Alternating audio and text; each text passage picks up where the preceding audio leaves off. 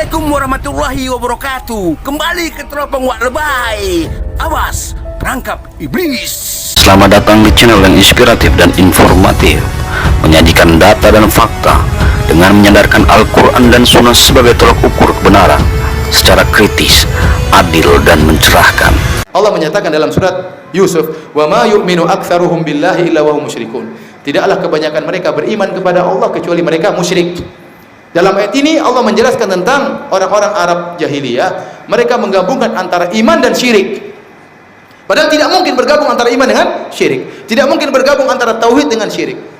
Tauhid ya syirik ya syirik. Berarti dari sini kita tahu tauhid mereka berarti pada sebagian sisi, dan sebagian tauhid yang lain mereka berbuat apa? Syirik. Setelah diteliti ternyata tauhid yang mereka akui adalah yang berkaitan dengan penciptaan alam semesta, hanya Allah yang menciptakan. Setelah diteliti ternyata kesyirikan mereka berkaitan pada penyembahan kepada Allah. Mereka menyembah kepada Allah sekaligus kepada selain Allah. Dari sini kita tahu bahwasanya tauhid ternyata karena penyimpangan tersebut bisa kita bedakan. Ya, tauhid rububiyah dengan tauhid apa?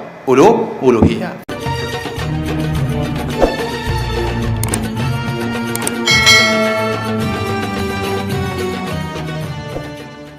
Alhamdulillahirabbil alamin. Bismillahirrahmanirrahim. Allahumma sholli ala Muhammad wa ala ali Muhammad. Saudaraku seiman seislam, insya Allah kalian dalam keridhaan Allah, dalam rahmat Allah. Yang sakit disembuhkan Allah, yang sempit diluaskan Allah. Allah yang maha kuasa mengatur segala sesuatu. Saudaraku seiman seislam yang dimuliakan Allah, karena bertakwa kepada Allah tabaraka wa ta'ala, mengikuti sunnah Rasulullah SAW, Muhammad bin Abdullah bin Abdul Muthalib bin Hashim bin Abdul Manaf. Kita tetap saling nasihat menasihati, wal asri dan seterusnya, nasihat menasihati ya. Insya Allah kita tidak lebih baik dari mereka, kita tidak lebih benar dari mereka. Kita bukan orang-orang yang paling suci dari mereka. Karena apa? Mereka sering komentar, menuduh, memfitnah bahwa pengikut Rasulullah, kaum salafi merasa paling benar, merasa paling suci. Itu tuduhan yang keji. Ini saya langsung komentar. Banyak ini orang-orang dungu, bin tolol, bin goblok, bicara tanpa ilmu, tapi berdasarkan amarah, hawa nafsu, diikuti dia sehingga membakar dirinya sendiri dan ilmunya pun hilang. Contoh, kawan ini nih, mau tampil ke permukaan dakwah tanpa ilmu, hancur. Oke lah, di kampungnya mungkin dia hebat, di kampungnya mungkin dia orang terhormat, di kampungnya mungkin dia dianggap orang berilmu. Tapi ketika dia masuk ke dalam zona luas dunia dakwah, di situ dia dibentur oleh ulama pos Nabi. Tidak mental, nggak berilmu bicara masalah tauhid. Tauhid mengesahkan Allah. Islam itu agama yang mudah, bukan yang sulit. Para ulama-ulama bersikap membuat metode-metode berdasarkan ilmu pengetahuannya. Kalau ilmu itu tidak bertentangan dengan sunnah Rasulullah, maka ilmu itu sahih. Bisa jadi para ulama beristihad, insya Allah beristihad dengan ilmunya. Istihad itu dibolehkan oleh Islam. Apabila tidak ada di Al-Quran, tidak ada di sunnah, maka beristihad dengan kemampuan ilmu yang dimilikinya. Tapi tidak bertentangan dengan Quran dan sunnah, itu baru istihadnya boleh. Bukan beristihad, maaf ini contoh soal, zaman Nabi nggak ada maulid Nabi, kemudian orang berkata, ini istihad misalnya. Boleh? Enggak dong. Enggak begitu. Cara membedahnya enggak begitu. Mari kita dengarkan komentar dia tentang tauhid. Mari kita dengarkan. Jadi belajar tauhid versi Wahabi 5 menit tamat. Karena keyakinan cuma itu saja. Nah, timbul pertanyaan, yang membagi tauhid rububiyah uluhiyah ini siapa? Kalaulah ada di zaman Nabi, mana riwayatnya tauhid dibagi itu? Pernah juga yang terjadi dialog dengan saya. Pernah Nabi membagi tauhid rububiyah uluhiyah. Tapi ayatnya ada, ayatnya saya baca, cuman nggak ada kata dibagi. Nggak ada kata dibagi. Ada hadis bilang begini, betul, nggak ada kata dibagi. Kau bilang agama sudah sempurna, apa adanya. Sekarang saya tanya, bagi-baginya itu di mana dapatnya? Itulah pengetahuan dia tentang tauhid. Yaitu semangat, boleh. Percaya diri, oke. Tapi harusnya dibarengi, diiringi dengan ilmu pengetahuan. Agar klop, selaras antara keterangan, semangat, dan ilmu. Insya Allah, seperti ulama penerus Nabi menjelaskan tentang tauhid. Ustadz Firanda. Ini baru ulama penerus Nabi membahas tauhid dengan ilmu pengetahuan. Mengucapkan ayat Al-Quran. Al-Quran tetap dirujukan. Mari kita dengarkan. Ulama penerus Nabi, Firanda. Muncul sebagian syubhat yang diserukan oleh para ahlul bidah, ya, orang-orang yang menyimpang. Mereka mengatakan bahwa pembagian tauhid menjadi 3. Tauhid ar-rububiyah, tauhid asma wa sifat, tauhid al-uluhiyah adalah bid'ah. Tidak pernah disampaikan oleh Nabi SAW. Tidak pernah disampaikan oleh para sahabat. Tidak pernah disampaikan oleh para tabi'in. Tidak pernah Nabi dalam hadis, bahkan hadis yang dhaif, Nabi tidak pernah berkata, ketahuilah tauhid menjadi 3. Tauhid rububiyah, tauhid uluhiyah, tauhid asma wa sifat. Bagaimana kita membantah syubhat ini? Kita mengatakan bahwasanya pembagian ini adalah dalam rangka untuk memudahkan belajar, ya. Kenapa? Karena pembagian ini, ya, memang secara teori tidak ada dikatakan 1, 2, 3. Namun secara prakteknya memang ada pembagian seperti ini. Ada pembagian seperti ini. Ya. Ini sama seperti tatkala dalam hukum-hukum fikih, secara prakteknya di zaman Nabi, fikih itu terbagi menjadi 3. Hukum-hukum, ada hukum artinya mubah, ada menjadi 5. Ada yang mubah, ada yang makruh, ada yang haram, ada yang sunnah, ada yang wajib. Demikianlah para ahli fikih tatkala membagi hukum menjadi 5. Dan ini tidak pernah dinyatakan oleh Nabi sallallahu alaihi wasallam. Bahwasanya ketahuilah para sahabatku, hukum fikih terbagi menjadi 5. Ini Nabi tidak pernah mengatakan, dalam hadis palsu pun tidak ada.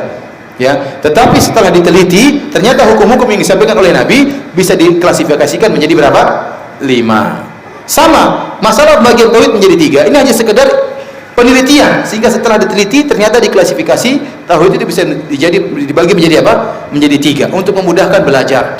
Ini bukan perkara yang baru, perkaranya sudah ada, cuma penjelasannya memang dengan metode seperti ini memang baru.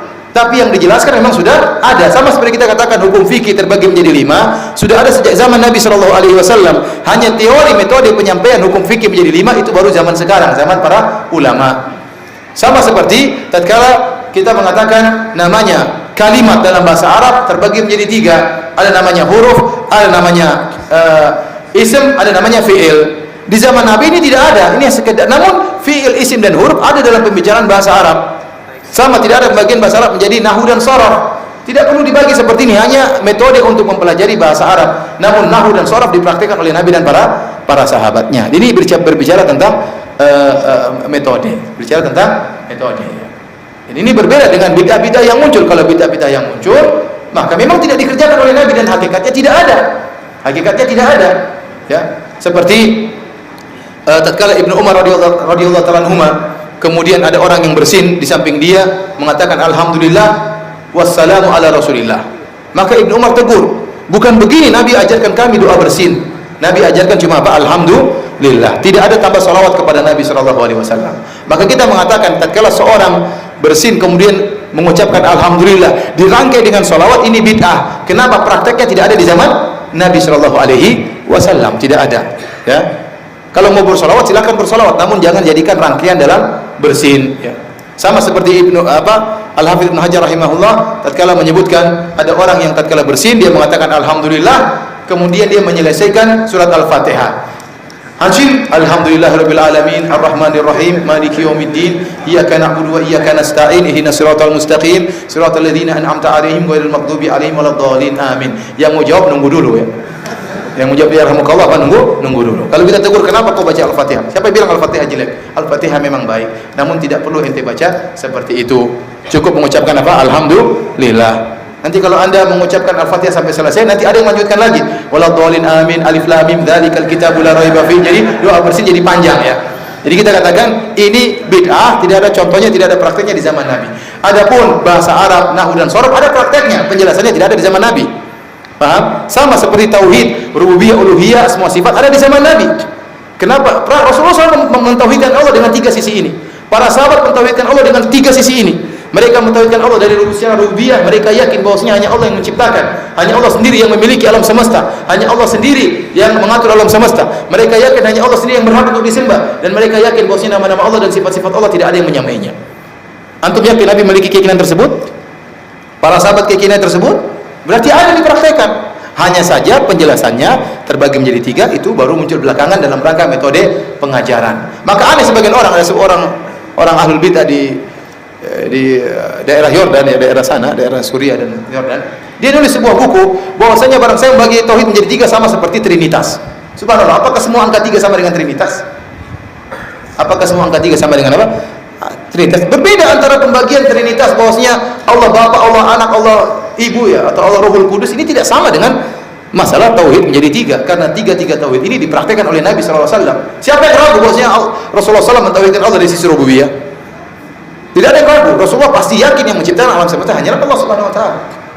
Dan siapa ragu Rasulullah SAW praktekkan tauhid uluhiyah, Rasulullah SAW tidak pernah beribadah kecuali hanya kepada Allah. Dan siapa ragu Rasulullah SAW mentauhidkan asma sifat, karena Rasulullah SAW yakin tidak ada yang menyamai Allah dari sisi nama-namanya dan dari sisi apa? Sifat-sifatnya. Jadi yang pembagian 3 tauhid menjadi 3 hanyalah dari sisi apa? Metode. Kemudian para ulama juga menyebutkan kenapa timbul pembagian seperti ini? Timbul pembagian seperti ini karena konsekuensi pembelajaran. Karena ada orang-orang yang menyimpang. Sebenarnya syariat ingin tauhid satu kesatuan, tidak perlu dibagi. Saya ulangi. Sebenarnya Islam ingin tauhid menjadi satu kesatuan. Namun karena ada sebagian orang yang salah paham tentang tauhid, sehingga dia hanya mengamalkan sebagian tauhid, sebagian dia selisihi. Maka perlu ada pembagian dalam rangka untuk mengembalikan menjadi satu. Para ulama telah menyatakan barang siapa yang hanya mengamalkan tauhid rububiyah, tauhid uluhiyah, asma sifat tidak dia imani, kafir atau tidak kafir. Barang siapa yang hanya meyakini tauhid rububiyah, tauhid uluhiyah, tauhid asma wa sifat sementara rububiyah tidak dia yakini, dia kafir. Barang siapa yang hanya meyakini tauhid uluhiyah, meyakini rububiyah dan asma wa sifat uluhiyah tidak dia yakini, maka dia kafir. Maka ini dalil bahwasanya syariat ingin 3 tauhid ini menjadi satu, bukan untuk memisahkannya, tidak. Jadi pembagian tersebut tujuannya untuk apa? Menjadikan apa? Satu. Karena tidak boleh orang hanya beriman dengan salah satunya. Saya ulangi, pembagian yang dijelaskan oleh para ulama tujuannya untuk apa? Menjadikan satu. Kenapa ada pembagian tersebut? Karena ada sebagian manusia yang beriman dengan sebagian dan meninggalkan sebagian. Ini sebabnya. Ya, ini sebabnya. Ya. Oleh karena para hadirin Subhanahu wa taala, di antara bukti ada sebagian manusia yang beriman dengan sebagian tauhid dan menyimpang sebagian tauhid adalah seperti orang-orang musyrikin Arab. Orang-orang musyrikin Arab, Allah berfirman tentang mereka dalam surat Yusuf ayat 106, kata Allah, "Wa ma yu'minu aktsaruhum billahi illa wa hum musyrikun." Tidaklah kebanyakan mereka beriman kepada Allah kecuali mereka syirik. Seakan-akan Allah berkata, tidaklah kebanyakan mereka bertauhid kepada Allah tapi mereka berbuat kesyirikan. Lah, ini iman yang mana, syirik yang mana kalau begitu? Allah menyatakan dalam surat Yusuf, "Wa ma yu'minu aktsaruhum billahi illa wa hum musyrikun." Tidaklah kebanyakan mereka beriman kepada Allah kecuali mereka musyrik. Dalam ayat ini Allah menjelaskan tentang orang-orang Arab jahiliyah, mereka menggabungkan antara iman dan syirik. Padahal tidak mungkin bergabung antara iman dengan syirik. Tidak mungkin bergabung antara tauhid dengan syirik. Tauhid ya syirik ya syirik. Berarti dari sini kita tahu, tauhid mereka berarti pada sebagian sisi, dan sebagian tauhid yang lain mereka berbuat apa? Syirik. Setelah diteliti ternyata tauhid yang mereka akui adalah yang berkaitan dengan penciptaan alam semesta, hanya Allah yang menciptakan. Setelah diteliti ternyata kesyirikan mereka berkaitan pada penyembahan kepada Allah. Mereka menyembah kepada Allah sekaligus kepada selain Allah. Dari sini kita tahu bahwasanya tauhid ternyata karena penyimpangan tersebut bisa kita bedakan. Ya, tauhid rububiyah dengan tauhid apa? Uluhiyah. Para ulama meneliti macam-macam tauhid yang ada dalam Al-Quran. ternyata mereka mendapati macam-macam tauhid yang ada dalam Al-Quran itu tidak lepas dari 3. Ini disebut dalam ilmu usul fikih dalil istiqra namanya. Istiqra itu artinya penelitian. Kalau secara nas, misalnya tauhid terbagi menjadi 3 nggak ada. Tapi secara penelitian kita dapati dalam Al-Quran ternyata tidak lepas dari 3. Contoh, Allah berfirman, Alhamdulillah, segala puji bagi Allah. Itu tauhid apa? Uluhiyah. Rabbil alamin, tauhid apa? Rububiyah. Ar-Rahmanir Rahim, asma wa sifat. Maliki yaumiddin, rububiyah. Iyyaka na'budu wa iyyaka nasta'in, uluhiyah. Ihdinas siratal mustaqim, uluhiyah, karena permintaan. Demikian pula dalam Al-Quran, tidak lepas dari 3 macam ini. Tauhid rububiyah, uluhiyah, dan asma wa sifat. Dan ini sudah ada di semenjak zaman salaf terdahulu. Ibnu Mandah yang dalam kitab Tauhid juga membagi tauhid menjadi 3 juga. Maka dari itu, kalau ada orang berkata nggak ada dalilnya, kita katakan dalil secara apa dulu nih? Nggak ada ya, secara nas atau secara istiqra. Kalau secara nas tidak ada, tapi secara istiqra ada. Karena kan dalil itu bermacam-macam, ada nas Al-Quran, hadis, ada juga istiqra. Karena dalam ilmu usul fikih istiqra itu termasuk dalil juga. Nah itu contoh misalnya hukum ada 5: wajib, sunnah, mubah, makruh, haram. Ada nggak dalilnya secara nas? Hukum terbagi menjadi 5? Nggak ada. Terus kenapa para ulama kok membagi jadi 5? Dalil istiqra, penelitian. Tetap dari Al-Quran dan Sunnah juga. Iya. Setelah diteliti ternyata hukum-hukum yang ada dalam Al-Quran dan hadis tidak lepas dari 5. Paham nggak? Paham. Itu. Jadi kalau misalnya dikatakan tauhid terbagi menjadi 3, nggak ada dalilnya. Tak dulu, dalil apa nih?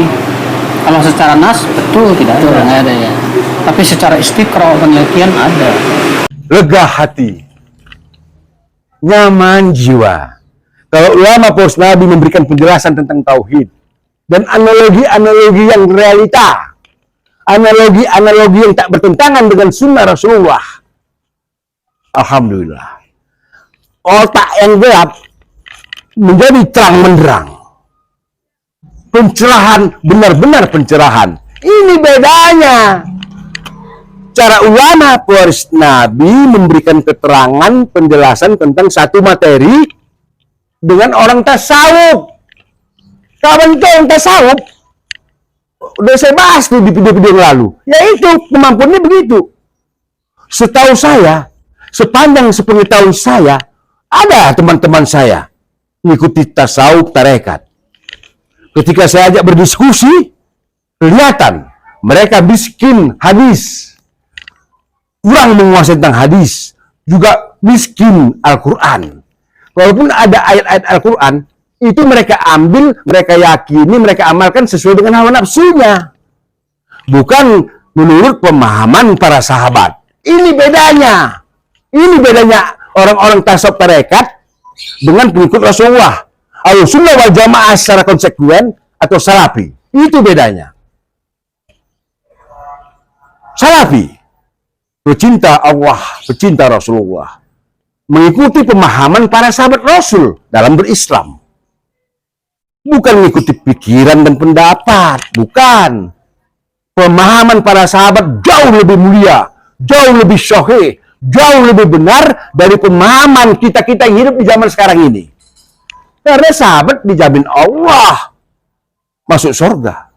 Dan itu pesan Rasulullah, ikutilah sunnahku dan sunnah khulafa'ir rasyidin. Sunnah para sahabat.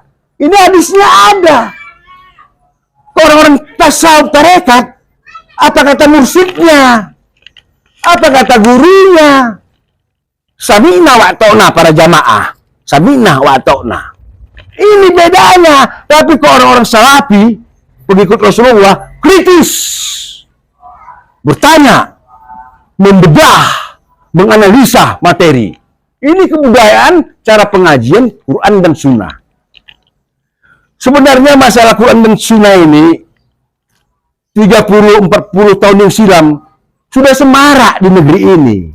Setahu saya dulu Muhammadiyah itu selalu sebut tahayul, bid'ah, hurapat.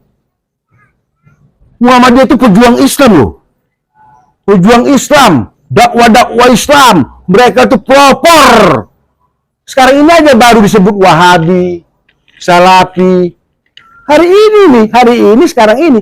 Tapi 30 tahun yang silam, 40 tahun yang silam, ulama poros Nabi Ahmad Dahlan itu sudah memperjuangkan tegaknya tauhid, menghancurkan syirik.